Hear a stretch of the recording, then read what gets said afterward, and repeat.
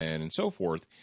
And everyone was, what they took away from this is, see, it's the Denver PD's fault for not being there fast enough, or the 911 system is a failure, or what are we going to do and how are we going to examine this? But as you guys know, as educated students of the gun, we've already talked about this situation. Several months ago, we had a situation that we talked about very heavily on the show that regarded a woman in Oregon who called 911 to say that her crazy ex-boyfriend was beating on her door and trying to get into her house. And the 911 dispatcher told her basically, we don't have anybody available to send to you, help you, and why don't you ask him to leave?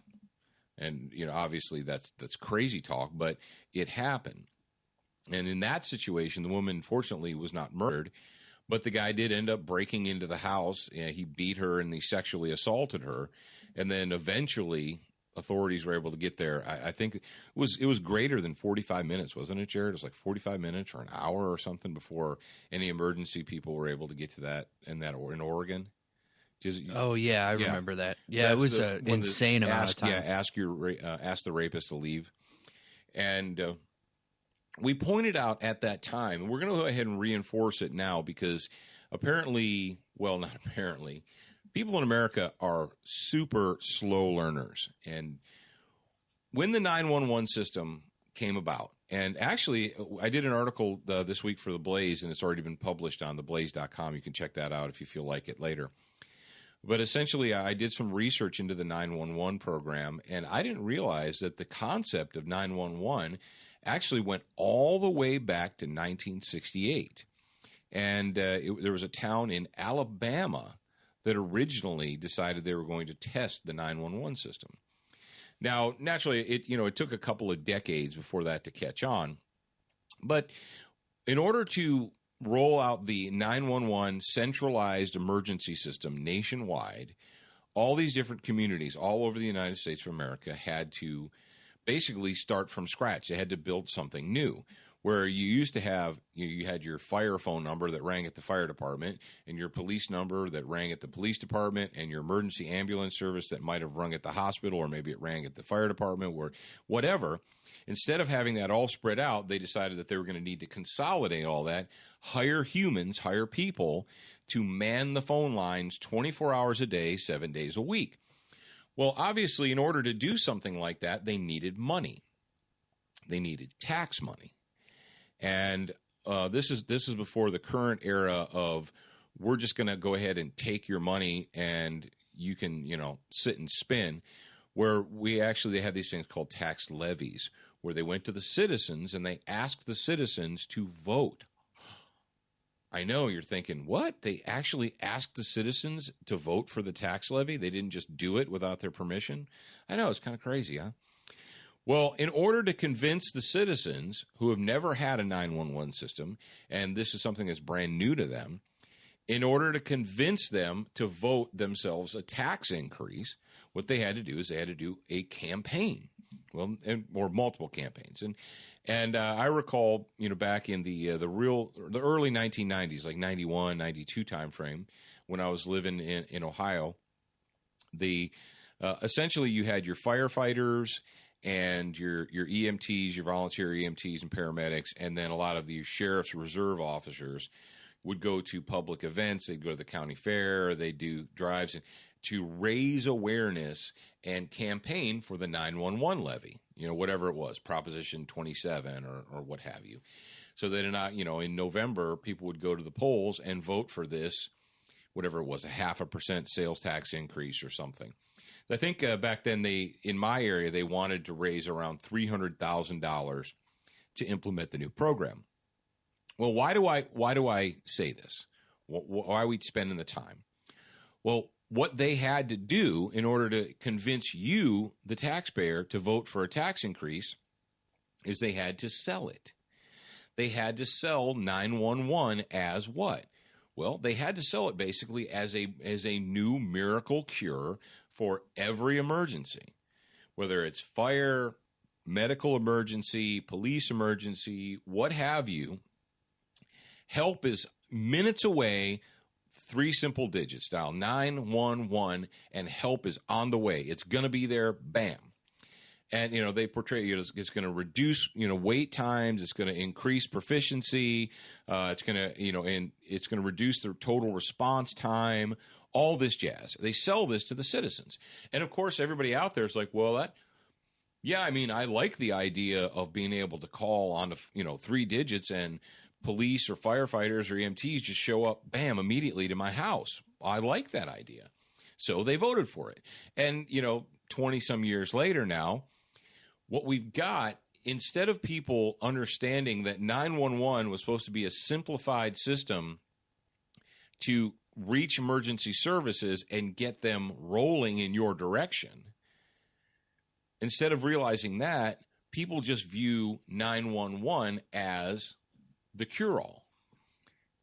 Well, and why is that? Is that because they're representatives or people that they're supposed to look up to or get information from? Is that because they're pushing it as that? Well, I tell you what we're going to do. Well, yeah. And so in addition to, you have the natural human tendency to be lazy. Let's face it. If someone tells you, hey, if you give me a little bit of money, I'll take care of all your problems for you, then most people, the vast majority of people in the United States, will say, okay, I'll give you a little bit of money and you take care of all my problems for me. Great, fantastic. Well, folks, let's face it. There is no free lunch. I learned that many, many years ago. There is no such thing as a free lunch in America. And when I say free lunch, it's I know you kids are probably thinking, what is he talking about, free lunch? Do you mean we get free food? No, Jared.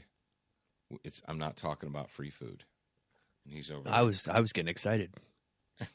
he hides his food from me, so I don't eat it, and I can't. I must be slacking because I can't find it anymore. Well, when the term "no such thing as a free lunch" means that whatever you get in life, you have to pay for, or at least someone has to pay for it. And what we've got with the 911 system is we have a whole probably 2 generations of people, of citizens now, that have decided that when it comes to saving their own lives, when it comes to self-preservation, to their own safety and security, they've essentially punted to the big 911 system. Why do I need to learn CPR? I'm going to waste all this time learning CPR when all I have to do is dial 911 on my phone, and there'll be a professional here within 5 minutes to take care of, the problem. So why even bother? Why keep a fire extinguisher at home? Why keep a first aid kit? Why learn first aid? Why learn traumatic first aid? This is America, Paul. All I have to do is call on the phone and somebody's going to come. Why should I spend that time and put myself in a position where I could be sued when all I have to do is make a phone call? And the same thing goes with firearms and safety against violent threats.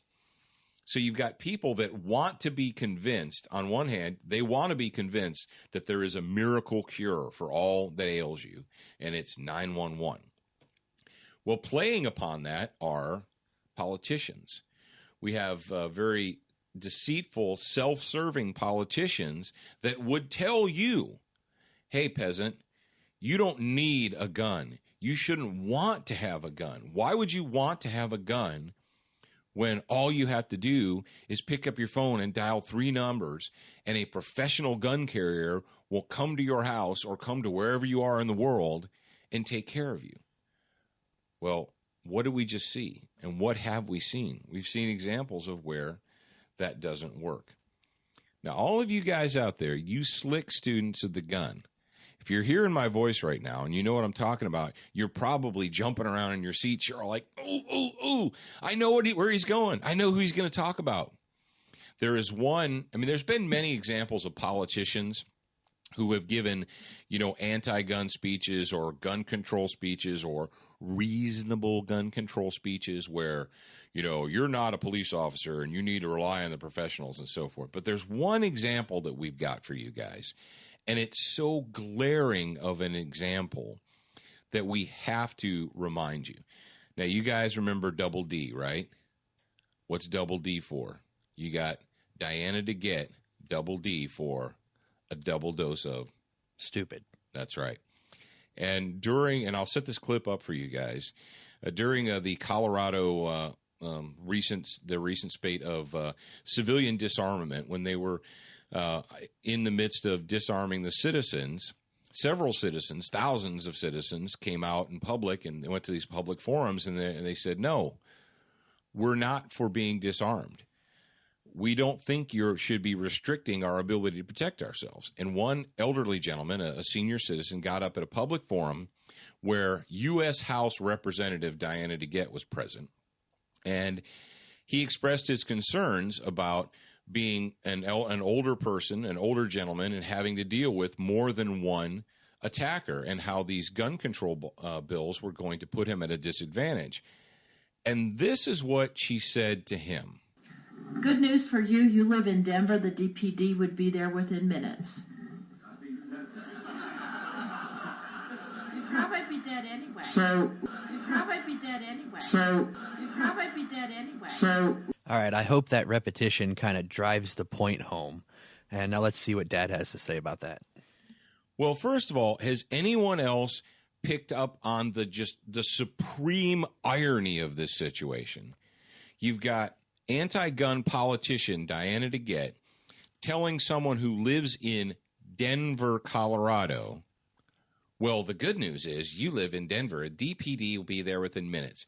And if you've never watched this video, folks, you need to do yourself a favor and watch it, because you get the smugness in the tone of her voice, but when you see her face as she basically mocks this senior citizen, it will incense you.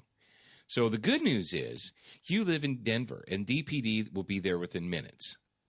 And then, after pausing for the sarcastic laughter, she smugly turns back to the microphone and says, "You'll probably be dead anyway."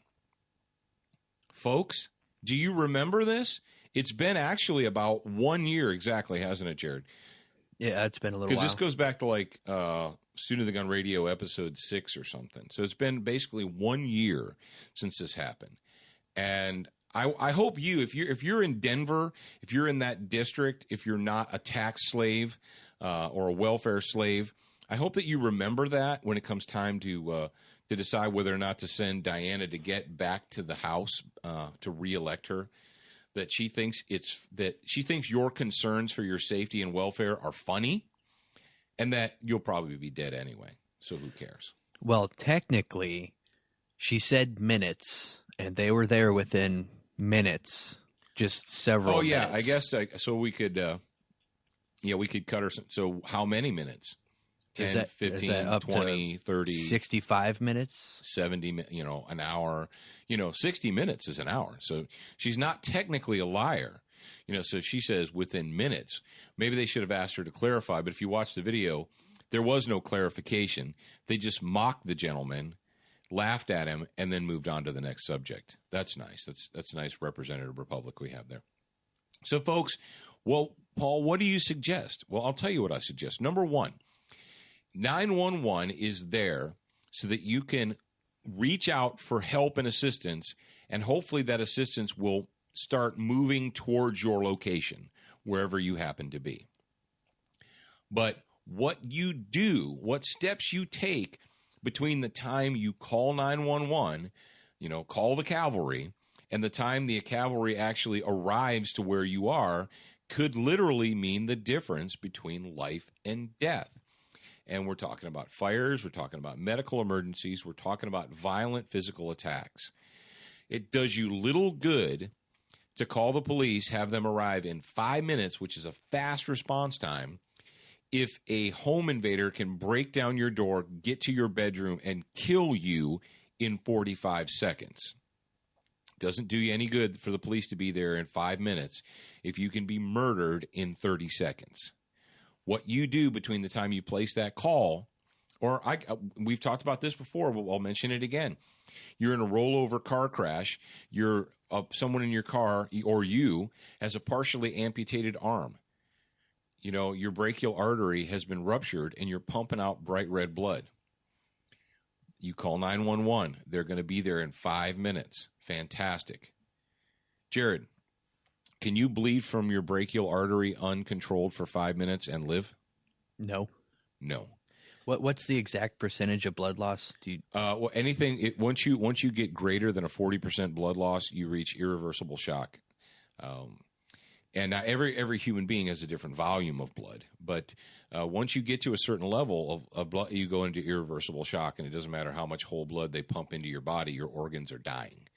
So it doesn't do you any good to just dial 911 and hide, or dial 911 and sit down and wait. You've got to be able to do something for yourself. And the sick, insidious joke of 911 is you have people in the system, people that are supposed to be your representatives and your leaders, that instead of telling you, hey, look, you need to start taking care of business while we're on our way. Instead of telling you that, they want you to be a helpless victim.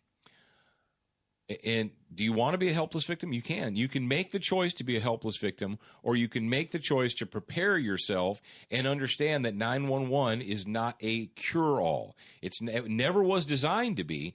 Whether or not it was sold to you that way or not, it was never designed to be a perfect cure-all. So next time a politician, next time in your area where a politician, anti-gun politician, gets up and gives a speech and tells you, you're not a police officer, you don't need to have those kinds of guns, or you don't need to carry a gun, or you don't need to own a gun, that you should just dial 911 and let the professionals handle it. Say, how'd the professionals handle it in Denver? Oh, yeah, you're not supposed to know that, peasant, but you know it because you're an educated student of the gun. All right, let's move on to this next topic. This next topic is it's another slice of irony for us. Now, how many of you, I'm sure a lot of you are, especially if you ever stand in line at the grocery store or Walmart or wherever, and those magazines, the mind-numbingly stupid magazines that they put at the checkout there, if you've ever done that, you probably saw a picture of J.C. Dugard, and this was a couple of years ago, on the covers of these magazines. This was a little girl she got kidnapped and held captive for 18 years before they found her and they rescued her. Now, why are we bringing that up? Because it's not really a gun thing. Well, one of the police officers, a female police officer, who was involved in the rescue of J.C. Dugard, she was injured in the line of duty, and she actually had to take an early retirement, and she was medically retired. And so after she became medically retired, she was a UC Berkeley police officer. Well, after she suffered an on-duty injury in 2010, she accepted a disability retirement. Okay, great. Well, this police woman, was a certified police officer, and she was involved in the J.C. Dugard situation. Well, now that she's retired, she wants to be able to lawfully carry a firearm in California, in the People's Republic of California. But guess what? They told her no. When she originally attempted to get a concealed carry or a waiver permit to carry a concealed weapon, they're like, no. Like, what?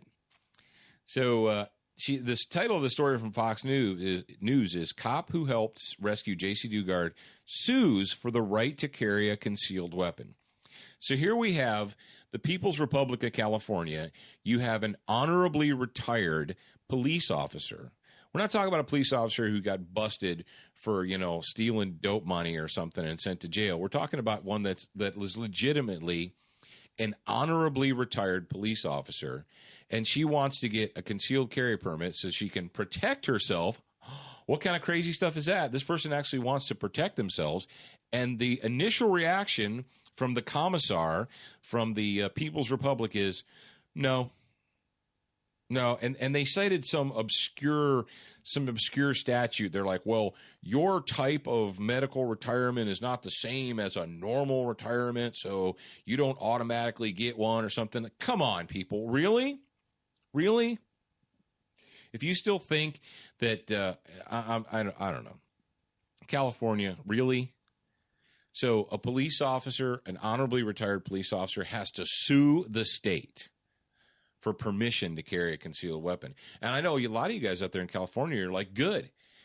It stinks for us. We have to beg permission from the commissar to carry a gun. Why should you be any different? And I'm with you. I understand that. But that's the mentality that you're dealing with out there. Jared, how are we doing on time over there, my producer friend? We're coming up on 32 minutes right now. Wow, we're only coming up on 32 minutes. Wow. Well, let's. Why don't you throw me out a potpourri here? We talked about our Diana DeGette, and we talked about 911 being a joke. Only it's a cruel joke. Go ahead and throw me a potpourri. There's been have you seen any stories about the not just gun companies but accessory companies as well that are not selling to law enforcement agencies in slave states? Yeah, actually, there's a number. What's the? I was looking for the you got the website exact figure, but I can't find.